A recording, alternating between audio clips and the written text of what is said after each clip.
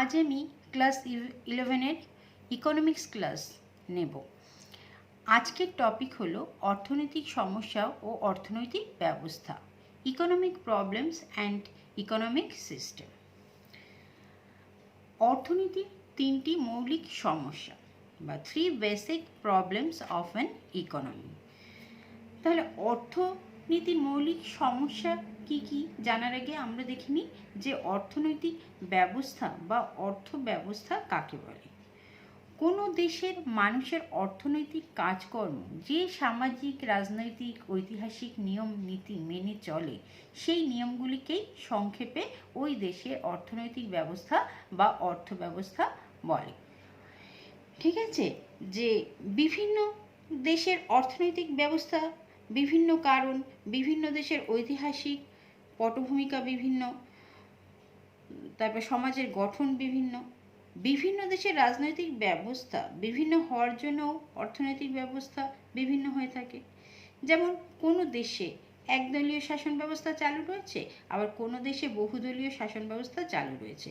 এর প্রভাব সব দেশের অর্থনীতির ব্যবস্থার উপর পড়ে। অধ্যাপক স্যামুয়েলসনের মতে যে কোনো দেশের অর্থনৈতিক ব্যবস্থার কাজ হলো কি, তিনটি মূল প্রশ্নের সমাধান করা। সেই তিনটি প্রশ্ন কি কি দেখে নিই। যে সেই তিনটি প্রশ্ন হলো যে কোন কোন দ্রব্য সামগ্রী কত পরিমাণে উৎপাদন করা হবে। 2 নম্বর প্রশ্ন কি বা দ্বিতীয় প্রশ্ন কি, কিভাবে দ্রব্য সামগ্রী উৎপাদন করা হবে। তৃতীয় প্রশ্ন, কাদের জন্য দ্রব্য সামগ্রী উৎপাদন করা হবে। তাহলে এই তিনটি সমস্যাই কোনো দেশের অর্থনৈতিক ব্যবস্থার মূল সমস্যা নামে পরিচিত। কি কি দ্রব্য সামগ্রী উৎপাদন করা হবে বা কি পরিমাণে দ্রব্য সামগ্রী উৎপাদন করা হবে, এটি একটি গুরুত্বপূর্ণ প্রশ্ন এবং এর উপরেই দেশের লোকদের জীবনযাত্রার মান এবং দেশের ভবিষ্যৎ অগ্রগতির পরিমাণ নির্ভর করে। কি উৎপাদন করা হবে এবং কি পরিমাণ উৎপাদন করা হবে এ ব্যাপারে সিদ্ধান্ত নেওয়ার ক্ষমতা বিভিন্ন ব্যক্তির হাতে বা বিভিন্ন সংস্থার হাতে ছেড়ে দেওয়া হয়। এবার এই বিষয়ে সিদ্ধান্ত নেওয়ার ভার কোনো কেন্দ্রীয় সংস্থা যেমন কেন্দ্রীয় পরিকল্পনা কর্তৃপক্ষের হাতেও ছেড়ে দেওয়া হয়। আবার কোন দ্রব্য সামগ্রী উৎপাদন করার পদ্ধতি বা কোনো দ্রব্য সামগ্রী উৎপাদন করার পদ্ধতি বিভিন্ন হতে পারে। যেমন একই পরিমাণ দ্রব্য সামগ্রী বেশি মূলধন এবং কম শ্রমিক নিয়োগ করে উৎপাদন করা যেতে পারে, আবার কম মূলধন এবং বেশি শ্রমিক নিয়োগ করে ওই দ্রব্য সামগ্রী উৎপাদন করা যেতে পারে। সুতরাং কোনো দ্রব্য সামগ্রী কীভাবে উৎপাদন করা হবে এটাও একটি গুরুত্বপূর্ণ অর্থনৈতিক প্রশ্ন। বিভিন্ন সময় বিভিন্ন দেশে বিভিন্ন উৎপাদন পদ্ধতি গ্রহণ করা হয়। কখনো কোনো দেশ ক্যাপিটাল ইন্টেন্সিভ টেকনিক বা মূলধন নিবিড় প্রযুক্তি গ্রহণ করে, আবার কোনো কোনো দেশ লেবার ইন্টেন্সিভ টেকনিক বা শ্রমনিবিড় প্রযুক্তি গ্রহণ করে। এই বিষয়ে যে কে কোন পদ্ধতি, কোন দেশ কোন পদ্ধতি অবলম্বন করবে সেই সিদ্ধান্ত কারা নেয়, উৎপাদকরা নিজেরা নিতে পারেন বা অথবা এ বিষয়ে সিদ্ধান্ত কেন্দ্রীয়ভাবে কোনো পরিকল্পনা কর্তৃপক্ষের মাধ্যমেও গ্রহণ করা যেতে পারে। উৎপাদকদের ক্ষেত্রে যে টেকনিক ইউজ করলে তাদের মুনাফা বেশি হবে, তারা লাভবান হবে, তারা সেই টেকনিক ইউজ করে। তৃতীয় প্রশ্নটি কি ছিল, যে কাদের জন্য দ্রব্য সামগ্রী উৎপাদন করা হবে। তৃতীয় সমস্যাটি হলো উৎপন্ন দ্রব্য সামগ্রী কারা ভোগ করবে, অর্থাৎ কাদের জন্য উৎপাদন করা হবে। উৎপন্ন দ্রব্য সামগ্রী বাজারে বিক্রি করা হবে এবং কে কতটা পরিমাণ দ্রব্য সামগ্রী কিনবে সেটা বিভিন্ন ব্যক্তির ক্রয় ক্ষমতার উপর নির্ভর করে। ক্রয় ক্ষমতা আবার ব্যক্তির আয়ের উপর নির্ভর করে। সুতরাং আয় বন্টনের প্রশ্নটি এর সঙ্গে জড়িত। আবার আমরা জানি যে বিভিন্ন ব্যক্তি উৎপাদন কাজে অংশগ্রহণ করার ফলে আয় করে। যেমন শ্রমিকরা কী পায়, মজুরি পায়, পুঁজিপতিরা মুনাফা পায়, জমির মালিক খাজনা পায় ইত্যাদি। এইভাবে আয় বন্টনের সাথে উৎপাদনের বিভিন্ন উপাদানের নিয়োগের প্রশ্নটিও জড়িত। এই তৃতীয় সমস্যাটির সমাধানও বিভিন্ন ব্যক্তি বা সংস্থার হাতে ছেড়ে দেওয়া হয় বা ছেড়ে দেওয়া যেতে পারে। আবার এই বিষয়ে সিদ্ধান্ত নেওয়ার ভার কোনো কেন্দ্রীয় কর্তৃপক্ষের হাতেও ন্যস্ত হতে পারে বা ছেড়ে দেওয়া হতে পারে। উপাদানের দাম উপাদানের বাজারে চাহিদা ও যোগানের দ্বারা নির্ধারিত হতে পারে। আবার কোনো কোনো অর্থনীতিতে উপাদানের দাম কেন্দ্রীয় কর্তৃপক্ষ দ্বারাও নির্দিষ্ট হতে পারে। এই যে তিনটি মৌলিক সমস্যাই অপ্রাচুর্য থেকে উদ্ভূত। সম্পদের অপ্রাচুর্যের জন্য মানুষকে নির্বাচিত করতে হয় যে কি দ্রব্য কি পরিমাণে উৎপাদন করা হবে। আবার উপকরণের দুষ্প্রাপ্যতার জন্যই স্থির করতে হয় কোন উপকরণ কতটা নিয়োগ করা হবে। এছাড়া উৎপাদন অপ্রচুর বলেই এই সীমিত উৎপাদন জনসাধারণের মধ্যে যথাযোগ্য বন্টনের ব্যবস্থা করতে হয়। এই মৌলিক সমস্যাগুলি সমাধান করার জন্যই মানুষ কি করে নানাবিধ বা নানা রকম অর্থনৈতিক কাজকর্ম করে থাকে। হ্যাঁ, পরে আমরা এসে দেখি যে 6টি সামাজিক লক্ষ্য বা 6 সোশ্যাল গোলস। ঠিক আছে, যে কোনো অর্থনীতির 3টি মৌলিক সমস্যা সমাধান করার সময় 6টি সামাজিক লক্ষ্য অর্জনের দিকে দৃষ্টি দিতে হয়। সেই 6টি সামাজিক লক্ষ্য হলো কি? দক্ষতা, সাম্য, স্বাধীনতা, বিকাশ, সুরক্ষা ও স্থায়িত্ব। এবার আমরা যে 6টা পয়েন্ট পেলাম, যে দক্ষতা, সাম্য, স্বাধীনতা, বিকাশ, সুরক্ষা ও স্থায়িত্ব, এই পয়েন্টগুলো একটু ব্যাখ্যা করি। যে দক্ষতা কি? আমরা জানি যে উপকরণের পরিমাণ সীমিত, সুতরাং উপকরণের ব্যবহার দক্ষতম হওয়া প্রয়োজন। তার অর্থ যে সীমিত উপকরণকে এমনভাবে ব্যবহার করতে হবে যেন তার সাহায্যে সর্বাধিক পরিমাণ দ্রব্য সামগ্রী উৎপাদন করে জনসাধারণের সর্বাধিক অভাব মেটানো যায়। দক্ষতম উৎপাদন তখনই সম্ভব যখন এক দ্রব্যের উৎপাদন না কমিয়ে অন্য দ্রব্যের উৎপাদন বাড়ানো সম্ভব নয়। তারপরে কি আছে? যে সাম্য। দ্বিতীয় সামাজিক লক্ষ্য হলো আয় ও সম্পদ বন্টনে বৈষম্য পরিহার করে সাম্য বজায় রাখা। এটিও অর্থনীতির মৌলিক সমস্যাগুলির সঙ্গে জড়িত। যে তৃতীয় মৌলিক সমস্যাটি কি দেখেছিলাম? যে কাদের জন্য উৎপাদন করা হবে, অর্থাৎ মোট উৎপাদন কিভাবে বন্টন করা হবে। উৎপাদন থেকেই আয় সৃষ্টি হয়, কাজেই আয় বন্টনে সাম্য আনতে হলে যথোপযুক্ত বন্টন নীতি গ্রহণ করতে হবে। আয় ও সম্পদের বন্টনে বৈষম্য নানা সামাজিক সমস্যার সৃষ্টি করে। সেই জন্য অর্থনৈতিক সাম্য বজায় রাখাকে সামাজিক লক্ষ্য হিসেবে সব দেশই গ্রহণ করে বা সব দেশেই গ্রহণ করা হয়। সাম্য বজায় রাখার জন্য অর্থনৈতিক কার্যকলাপে সরকারি হস্তক্ষেপ প্রয়োজন হয়। ধনী ব্যক্তিদের উপর কর বসিয়ে সরকার কর রাজস্ব আদায় করে, সেই কর রাজস্ব দরিদ্র ব্যক্তিদের মধ্যে বন্টন করে দেওয়া হয়। এইভাবে সরকারি হস্তক্ষেপের মাধ্যমে সাম্য অর্জন করা হয় বা করা যেতে পারে। তৃতীয় পয়েন্ট কি ছিল? স্বাধীনতা। অর্থনৈতিক কাজকর্মে অংশগ্রহণকারীদের দুভাগে ভাগ করা যেতে পারে। এক ভাগে রয়েছে পরিবার এবং অন্য ভাগে রয়েছে ফার্ম। পরিবারের সদস্যরা উৎপাদনের বিভিন্ন উপাদান যোগান দেয় ফার্মকে, এবং ফার্মে দ্রব্য সামগ্রী উৎপাদিত হয়। এটা বাঞ্ছনীয় যে পরিবারের সদস্যরা স্বাধীনভাবে সিদ্ধান্ত নেবে যে কি পরিমাণ উৎপাদনের উপাদান যোগান দেবে বা কি পরিমাণ দ্রব্য সামগ্রী চাহিদা পড়বে। অনুরূপভাবে ফার্মও স্বাধীনভাবে সিদ্ধান্ত নেয় তারা কি পরিমাণ উপাদান নিয়োগ করবে বা কি পরিমাণ দ্রব্য সামগ্রী যোগান দেবে।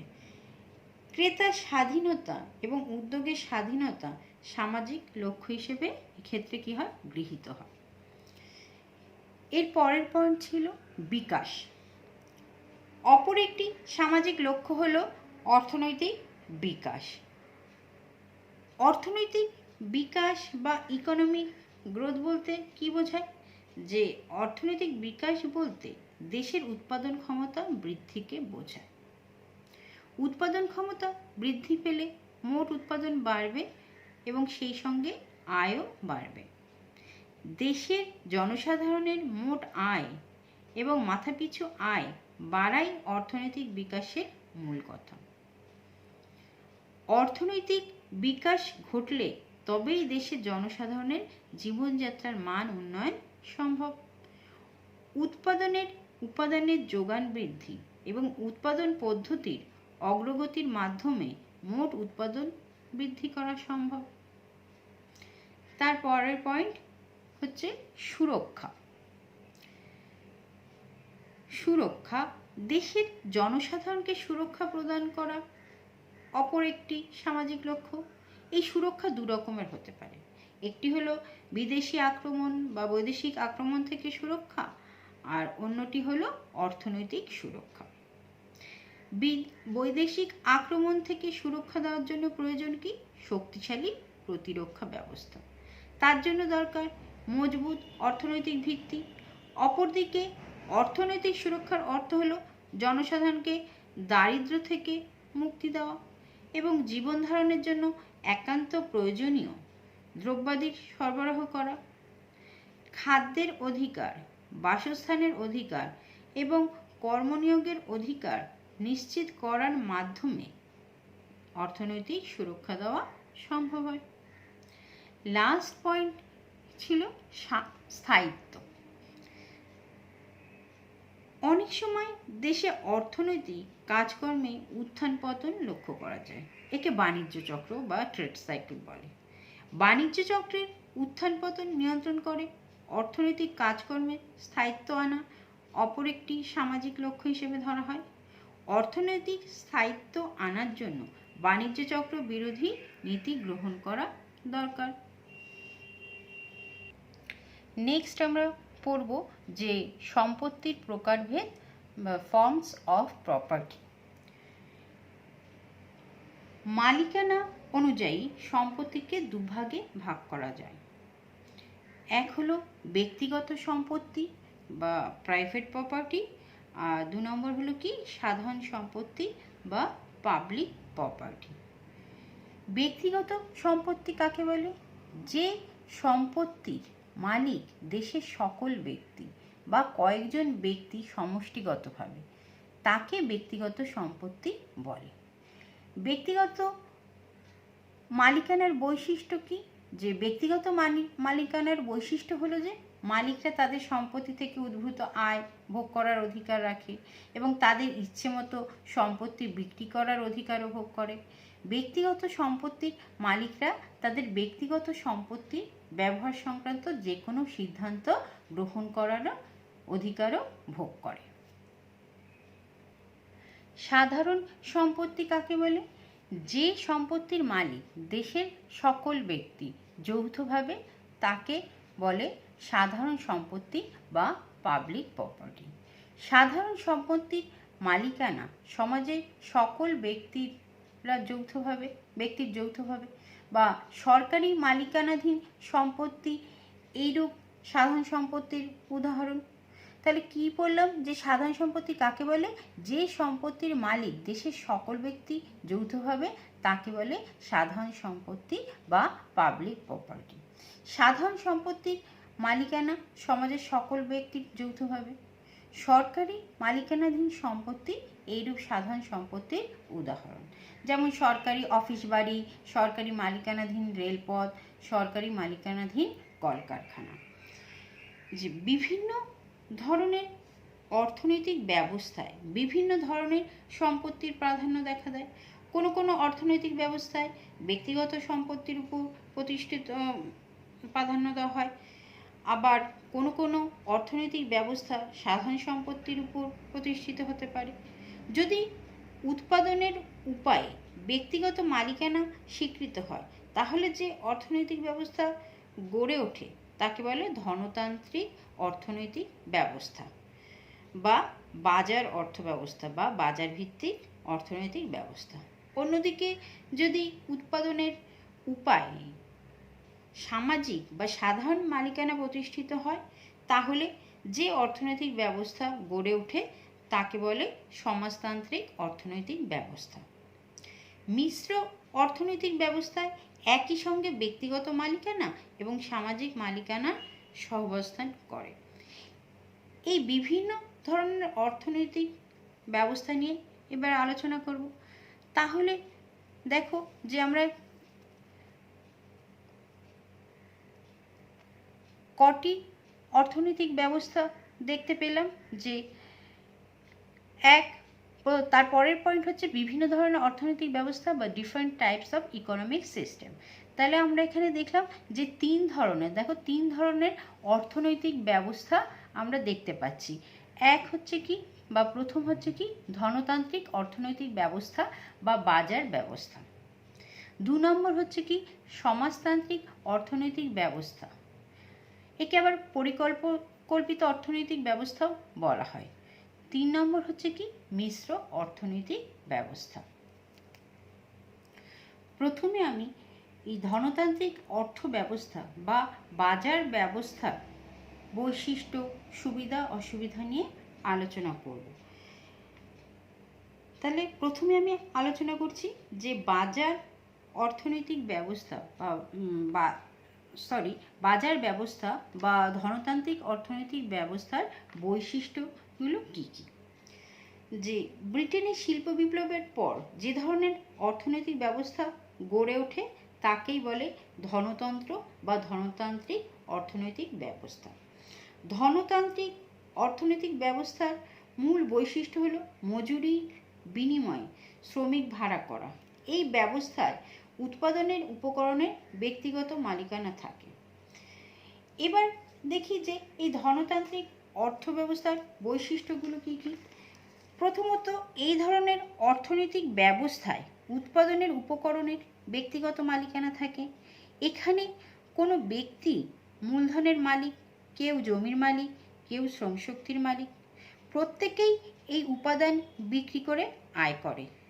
ধন সম্পদ ও অধিক আয়ের আকাঙ্ক্ষাই মানুষকে অধিক শ্রম করতে অনুপ্রেরণা যোগায়।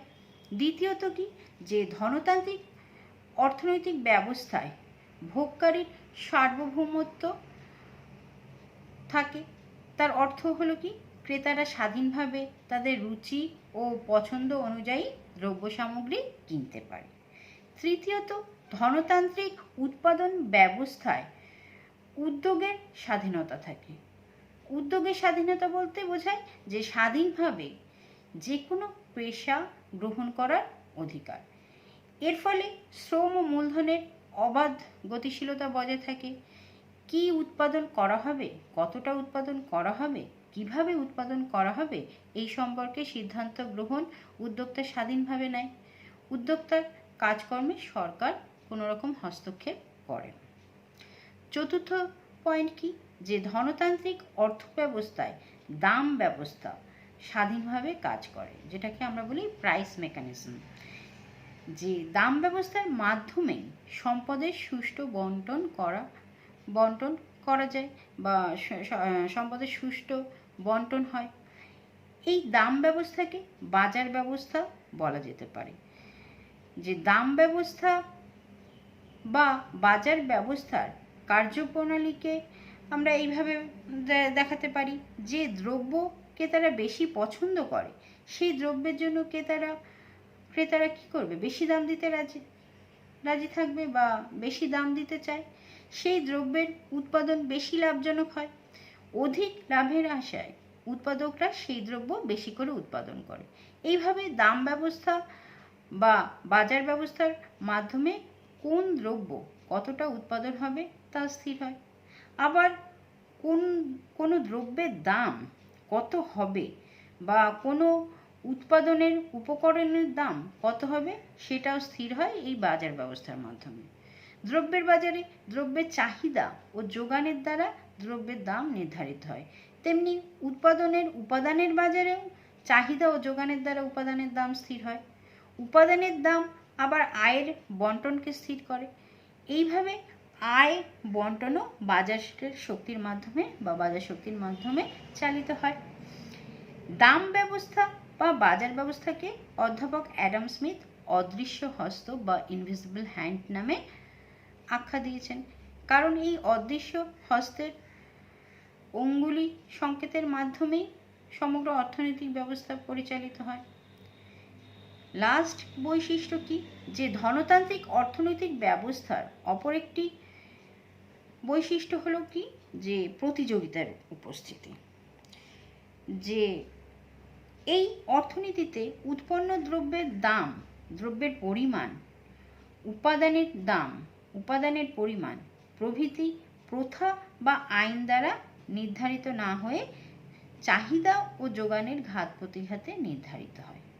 এখানে দ্রব্যের বিক্রেতা বা উৎপাদকদের মধ্যে প্রতিযোগিতা থাকে, দ্রব্যের ক্রেতাদের মধ্যেও প্রতিযোগিতা থাকে, তেমনি উপাদানের যোগানদারদের মধ্যেও প্রতিযোগিতা থাকে এবং উপাদানের ক্রেতাদের মধ্যেও প্রতিযোগিতা থাকে। প্রতিযোগিতার ফলে অদক্ষ উৎপাদক বাজার থেকে অপসারিত হয় এবং শুধুমাত্র সুদক্ষ উৎপাদকরাই দীর্ঘকালে বাজারে টিকে থাকে। প্রতিযোগিতার ফলে দীর্ঘকালীন উৎপাদন ব্যয় কম হয় এবং ক্রেতারা সর্বনিম্ন দামে দ্রব্য পায়। এই হলো ধনতান্ত্রিক অর্থ ব্যবস্থা বা ধনতান্ত্রিক অর্থনৈতিক ব্যবস্থা বা বাজার ব্যবস্থার বৈশিষ্ট্য। এবার দেখি যে বাজার অর্থনীতির সুবিধাগুলো কি কি, বা merits of the market economy. প্রথম পয়েন্ট কি, যে বাজার অর্থনীতির সুবিধার মধ্যে প্রথম পয়েন্ট হচ্ছে অর্থনৈতিক সিদ্ধান্ত গ্রহণের স্বাধীনতা। যে এই ধরনের অর্থব্যবস্থায় উৎপাদকরা স্বাধীনভাবে উৎপাদন সিদ্ধান্ত গ্রহণের সুযোগ পায়, অন্যদিকে ভোক্তারাও স্বাধীনভাবে সিদ্ধান্ত গ্রহণে সক্ষম হয়। অর্থনৈতিক সিদ্ধান্ত গ্রহণের ক্ষেত্রে এই ধরনের স্বাধীনতা থাকলে ভোক্তাদের ভোগ সন্তুষ্টি এবং উৎপাদকদের মুনাফার কাম্যতমকরণ সম্ভব হয়। দ্বিতীয় পয়েন্ট কি, যে উপাদানসমূহের কাম্য বন্টন এবং দক্ষ ব্যবহার। যে মুক্ত বাজার ব্যবস্থায় উপাদানসমূহকে সেই সকল ক্ষেত্রেই নিয়োগ করা হয় যেখানে তাদের আয় সর্বোচ্চ হতে পারে। যেমন কোনো জমিকে যদি ধান চাষের কাজে না লাগিয়ে সবজি চাষের কাজে লাগানো লাভজনক হয়, তবে উৎপাদক কী করবে, জমিটিকে সবজি চাষেই কাজেই লাগাবে। এর ফলে বিভিন্ন উৎপাদনের ক্ষেত্রে উপাদানসমূহের কাম্য বন্টন ও দক্ষ ব্যবহার সম্ভব হয়। তৃতীয় পয়েন্ট কি আছে, যে স্বল্প মূল্যে অধিক পরিমাণ দ্রব্য যোগানের সুবিধা। এই ধরনের অর্থব্যবস্থায় প্রচুর সংখ্যক উৎপাদক নানা ধরনের দ্রব্য ও সেবা উৎপাদনের কাজে নিযুক্ত থাকে। শ্রম বিভাজনের মাধ্যমে বৃহদায়তন উৎপাদন সম্ভব হয়, ফলে স্বল্প গড় উৎপাদন ব্যয়ে অধিক পরিমাণ দ্রব্য ও সেবাকর্ম উৎপাদন সম্ভব হয়। এই কারণে ওই সব দ্রব্য ও সেবা স্বল্প মূল্যে যোগান দেওয়া সম্ভব হয়। 4 নম্বর পয়েন্ট কি আছে, সর্বনিম্ন ব্যয়ে গুরুত্বপূর্ণ অর্থনৈতিক সিদ্ধান্ত গ্রহণের সুবিধা। যে প্রধানত দাম ব্যবস্থার উপর ভিত্তি করে এই ধরনের অর্থব্যবস্থায় অর্থনৈতিক সিদ্ধান্তগুলি নেওয়া হয়। কাজেই সামগ্রিক অর্থনীতির দৃষ্টিকোণ থেকে উপাদানসমূহের বা উপকরণগুলির কাম্য বন্টন এবং যথাযোগ্য উৎপাদন সিদ্ধান্ত গ্রহণের জন্য বিশেষ কোনো পরিকল্পনা ব্যয়ের প্রয়োজন হয় না। অর্থাৎ কোন দ্রব্য উৎপাদন করা হবে, কী পরিমাণে উৎপাদন হবে, কী ধরনের উৎপাদন পদ্ধতি অনুসরণ করা হবে, এই সব ব্যাপারে যদি কোনো সরকারি দপ্তর বা কেন্দ্রীয় পরিকল্পনা দপ্তরকে সিদ্ধান্ত গ্রহণ করতে হয়, তবে এই সিদ্ধান্ত গ্রহণে প্রচুর ব্যয় হবে। কারণ উপযুক্ত সিদ্ধান্ত গ্রহণের জন্য দেশের সম্পদের যোগান, জনসংখ্যা, আয়, বিভিন্ন শ্রেণীর মানুষের রুচি ও পছন্দ ইত্যাদি বিষয়ে উপযুক্ত তথ্য ও পরিসংখ্যান সংগ্রহ করতে হবে। যেহেতু বাজারমুখী অর্থব্যবস্থায় দাম ব্যবস্থার মাধ্যমে আপনা আপনি এই সব মূল অর্থনৈতিক সমস্যাগুলির সমাধান হয়, কাজেই অর্থনৈতিক সিদ্ধান্ত গ্রহণে ব্যয় হ্রাস পায়। পঞ্চম পয়েন্ট কি, যে চাহিদা ও যোগানের মধ্যে যে কোনো অসমতার স্বয়ংক্রিয় সামঞ্জস্য বিধান। এই ধরনের অর্থ ব্যবস্থায় যে কোনো দ্রব্যের চাহিদা ও যোগানের মধ্যে যে যদি কোনো রকম অসমতা থাকে তবে দাম ব্যবস্থার মাধ্যমে নিজে থেকেই বা আপনা আপনি এই বৈষম্য দূর হয়ে যায়।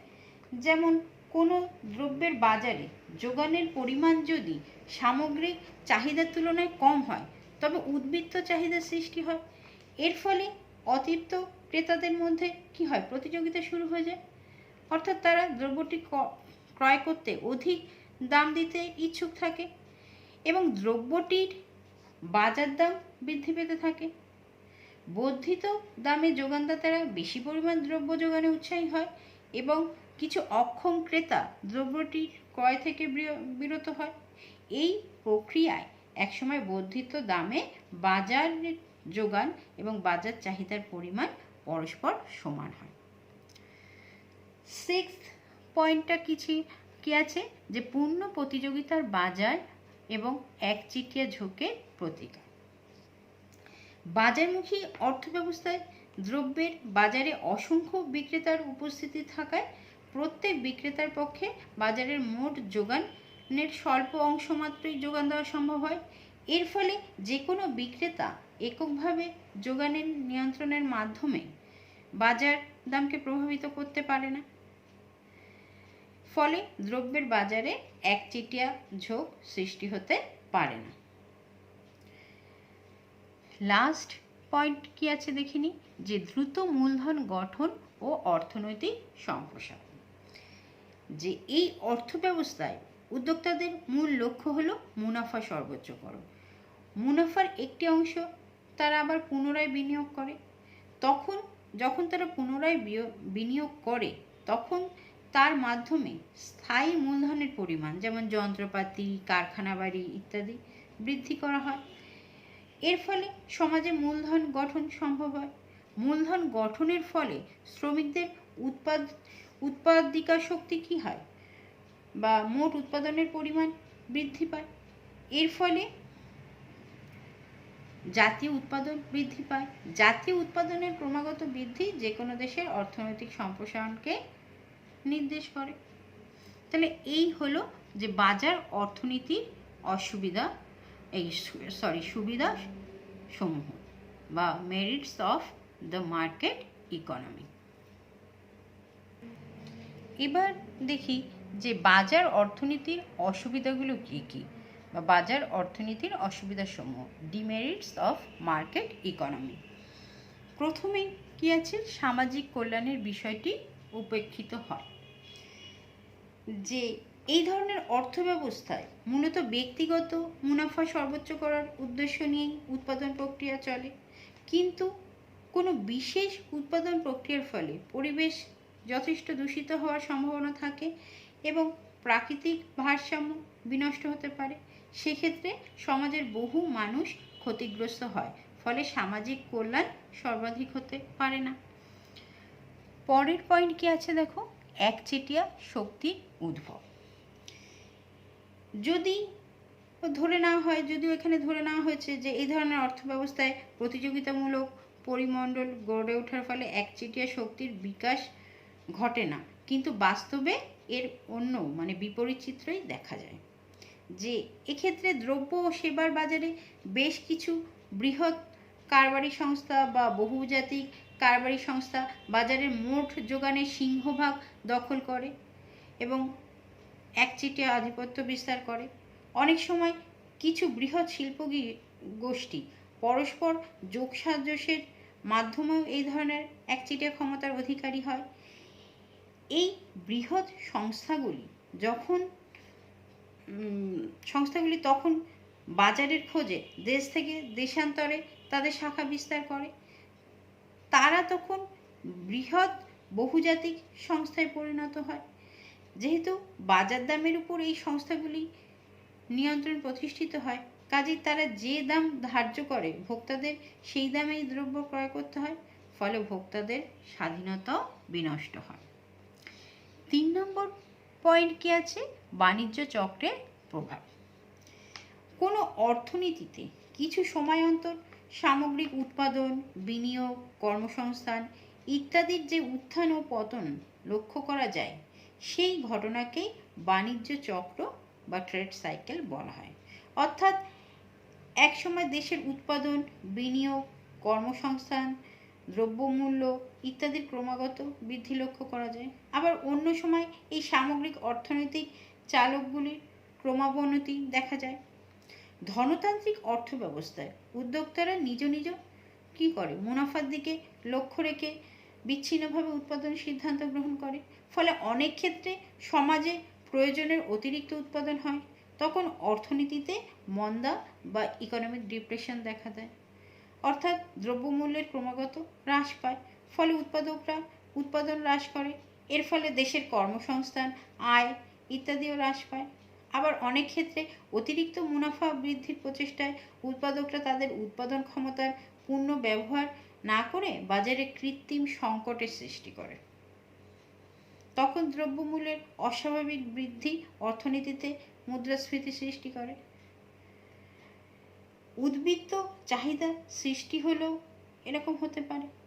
এই বাণিজ্য চক্রজনিত প্রভাব ধনতান্ত্রিক অর্থব্যবস্থায় একটি বিশেষ ত্রুটি বা দোষ। 4 নম্বর পয়েন্ট কি আছে? একচেটিয়া শোষণের উদ্ভব। স্বল্প সংখ্যক কারবারি সংস্থা বিভিন্ন বাজারে একচেটিয়া শক্তির অধিকারী হলে শ্রমিক শোষণের সম্ভাবনা বৃদ্ধি পায়। অর্থাৎ শ্রমিকদেরকে তাদের উপযুক্ত প্রাপ্তি থেকে বঞ্চিত করেই পুঁজিপতিরা বিপুল পরিমাণ মুনাফা বা উদ্বৃত্ত উপার্জনে সক্ষম হয়। 5 নম্বর পয়েন্ট কি আছে? আয় ও সম্পদ বন্টনে বৈষম্য। যে এই অর্থব্যবস্থায় মুষ্টিমেয় পুঁজিপতি এবং ধনী কারবারিদের পক্ষে অপেক্ষাকৃত অধিক পরিমাণ অর্থ উপার্জন সম্ভব হয়। এর ফলে সমাজে বিভিন্ন শ্রেণীর মানুষের মধ্যে আয় এবং সম্পদ বন্টনে বৈষম্য দেখা দেয়। অর্থাৎ সমাজে মোট সম্পদ এবং আয়ের বেশিরভাগই মুষ্টিমেয় পুঁজিপতিদের হাতে কেন্দ্রীভূত থাকে। তারপরের পয়েন্ট কি আছে? যে অর্থনীতিতে অধিক অনিশ্চয়তা। যে এই বাজার ভিত্তিক অর্থব্যবস্থায় চাহিদা এবং যোগানের ঘাত প্রতিঘাতে বিভিন্ন দ্রব্যের বাজার দামে প্রতিনিয়ত পরিবর্তন ঘটে। দাম স্তরের এই অস্থিরতা অর্থনীতিতে অনিশ্চয়তার মাত্রা বৃদ্ধি করে। এই অনিশ্চয়তা উৎপাদনমুখী বিনিয়োগ সিদ্ধান্ত এবং ভোগ সিদ্ধান্তের উপর বিরূপ প্রতিক্রিয়া সৃষ্টি করে। তারপরের পয়েন্ট কি আছে? কর্মহীনতা বৃদ্ধির সম্ভাবনা। যেহেতু উৎপাদকরা তাদের মুনাফা বৃদ্ধির লক্ষ্যে উৎপাদন কাজ চালায়, সেহেতু উৎপাদন ব্যয় হ্রাস করার জন্য তারা অনেক ক্ষেত্রেই যন্ত্রনিবিড় বা মূলধন নিবিড় উৎপাদন প্রকৌশল, যাকে বলে ক্যাপিটাল ইন্টেন্সিভ টেকনিক, প্রয়োগ করে। এর ফলে অর্থনীতিতে কর্মহীনতা প্রকোপ বৃদ্ধির প্রবণতা থাকে, মানে বেকার সমস্যা বৃদ্ধি পায়।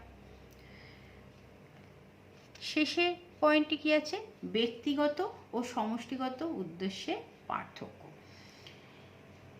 এই অর্থ ব্যবস্থায় ব্যক্তিগতভাবে প্রতিটি ভোক্তা এবং উদ্যোক্তা অর্থনৈতিক সিদ্ধান্ত গ্রহণের ক্ষেত্রে সম্পূর্ণ স্বাধীন। তবে সমাজের অসংখ্য উদ্যোক্তা আলাদা আলাদাভাবে তাদের মুনাফা সর্বোচ্চ করার লক্ষ্যে যে সিদ্ধান্ত গ্রহণ করে, তাতে অনেক সময় ব্যক্তিগত উদ্দেশ্য পূরণ হলেও সামাজিক কল্যাণ সর্বোচ্চকরণের উদ্দেশ্য পূরণ হয় না বা সাধিত হয় না। ব্যক্তিগত মুনাফা লাভের জন্য যে সিদ্ধান্তটি উপযুক্ত, যেমন বিষাক্ত রাসায়নিক পদার্থ উৎপাদন বলে বিবেচিত হয়, সেই সিদ্ধান্তটি সামাজিক সাথে পরিপন্থী হতে পারে। এই হলো যে বাজার অর্থনীতি অসুবিধা বা demerits of the market economy. এবার দেখি যে পরিকল্পিত অর্থব্যবস্থা বা প্ল্যান্ড ইকোনমি বা সমাজতান্ত্রিক অর্থব্যবস্থা বা সমাজতান্ত্রিক অর্থনৈতিক ব্যবস্থা কাকে বলে। যে অর্থব্যবস্থায় অর্থনীতির মূল সমস্যাগুলি রাষ্ট্র নিয়ন্ত্রিত পরিকল্পনা কর্তৃপক্ষের দ্বারা রচিত অর্থনৈতিক পরিকল্পনার মাধ্যমে শুরু হয় সেই ব্যবস্থাকে পরিকল্পিত অর্থব্যবস্থা বলে।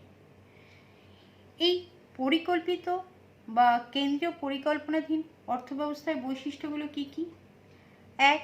দেশের যাবতীয় সম্পদ ও উপাদানের মালিকানা রাষ্ট্রের হাতে কেন্দ্রীভূত থাকে। 2.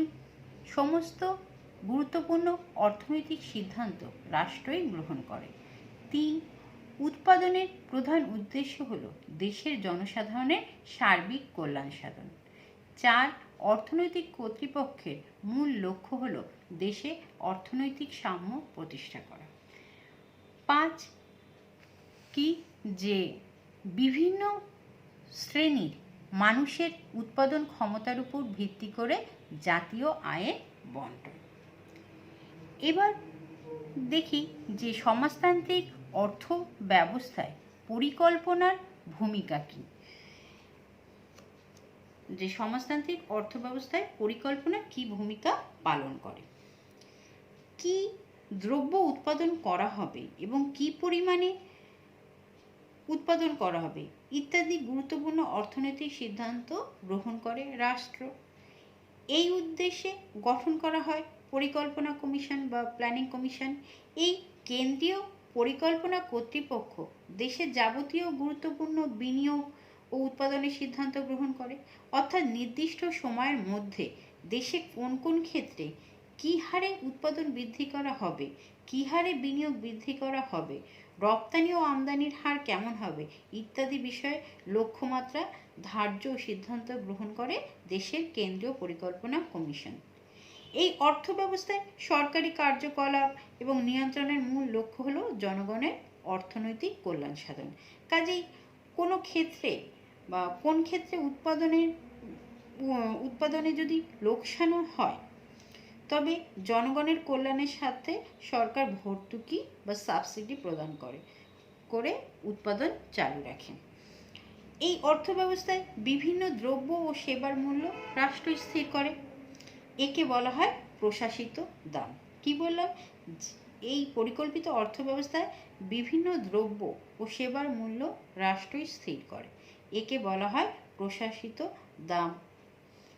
যেহেতু এই অর্থব্যবস্থায় দেশের সমগ্র সম্পত্তির মালিকানা রাষ্ট্রের হাতে কেন্দ্রীভূত থাকে, কাজেই রাষ্ট্রের পক্ষে বস্তুগত পরিকল্পনা বা উপকরণগুলির ব্যবহার ও বন্টন সংক্রান্ত পরিকল্পনা রচনা করা সহজসাধ্য হয়। এবার আমরা দেখি যে বাজার অর্থনীতি ও পরিকল্পিত অর্থনীতির মধ্যে পার্থক্য কী। বাজার অর্থনীতি ও পরিকল্পিত অর্থনীতির মধ্যে প্রথম পার্থক্য কি, যে বাজারমুখী অর্থব্যবস্থায় অর্থনীতির মূল সমস্যাগুলি বাজার ব্যবস্থা বা দাম ব্যবস্থার মাধ্যমে সমাধানের চেষ্টা করা হয়। তবে কেন্দ্রীয় পরিকল্পনাধীন অর্থব্যবস্থায় দেশের কেন্দ্রীয় কর্তৃপক্ষ দ্বারা গঠিত পরিকল্পনা কমিশনের সিদ্ধান্তের মাধ্যমে এই সমস্যাগুলি সমাধানের চেষ্টা করা হয়। কাজে এক্ষেত্রে বাজার ব্যবস্থার কোনো অস্তিত্ব থাকে না। দ্বিতীয় পার্থক্য কি, যে বাজারমুখী অর্থব্যবস্থায় বাজারের চাহিদা ও যোগানের শক্তির ঘাত প্রতিঘাতে ভারসাম্য দ্রব্যমূল্য বা ইকুইলিব্রিয়াম প্রাইস নির্ধারিত হয়, কিন্তু কেন্দ্রীয় পরিকল্পনাধীন অর্থব্যবস্থায় কেন্দ্রীয় পরিকল্পনা কমিশন বিভিন্ন দ্রব্য ও সেবার দাম স্থির করে। তৃতীয় পার্থক্য কি, বাজারমুখী অর্থব্যবস্থায় দেশে উৎপাদন ব্যবস্থার মূল উদ্দেশ্য হল মুনাফা সর্বোচ্চকরণ এবং মূলধন গঠন, কিন্তু কেন্দ্রীয় পরিকল্পনাধীন অর্থব্যবস্থার প্রধান উদ্দেশ্য হল দেশের জনসাধারণের সার্বিক কল্যাণ সাধন এবং অর্থনৈতিক সাম্য প্রতিষ্ঠা।